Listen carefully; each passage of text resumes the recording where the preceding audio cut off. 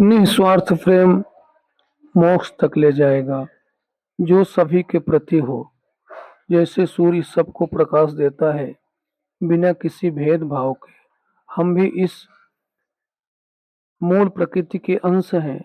हमें भी वही व्यवहार करना होगा।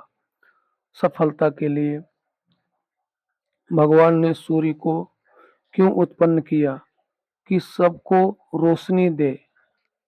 ठीक उसी प्रकार आपको भी भेजा गया है कि सबसे प्रेम करो और चारों आश्रमों का पालन करो। 25 साल ब्रह्मचर्य, 25 साल गृहस्थ,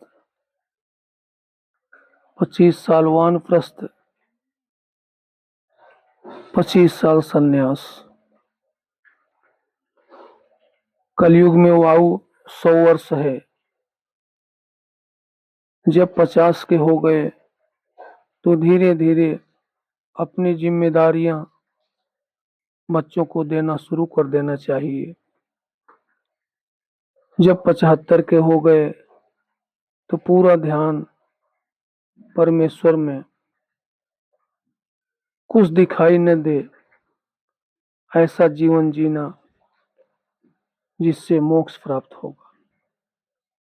मोह माया के ऊपर उठकर अपने जीवन को सफल बनाना होगा, क्योंकि मनुष्य की इच्छाएं और वासनाएं संसार में बार बार आने के लिए बाध्य करती है। पुराने समय में जब संन्यास दीक्षा होती थी तो उसका नाम बदल दिया जाता था और वन की ओर भेजा जाता था। अब तुम्हारा कोई नहीं है, समझो तुम मर गए हो। और चिता का अनुभव कराया जाता था कि समझो कि तुम अब नहीं हो, तुम्हारा शरीर जल गया है, तुम आत्मा हो और निरंतर उस परमात्मा का ध्यान करो। अब वापस घर नहीं जाना है, केवल ईश्वर का चिंतन करना है।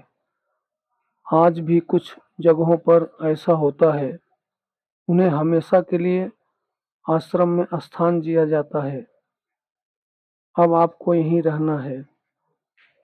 जो शेष जीवन बचा है उसमें केवल परमात्मा का ध्यान करना है, मूल प्रकृति के साथ एक हो जाना है, जिसे कहते हैं सच्चित आनंद, जहाँ न दुख है, न भय है, न क्रोध है, न अहंकार है, न किसी के प्रति मोह है, सिर्फ और सिर्फ आनंद है। और जन्म लेने का यही उद्देश्य है कि संसार में रहते हुए उस परमात्मा का अनुभव करते हुए उसी में मिल जाना।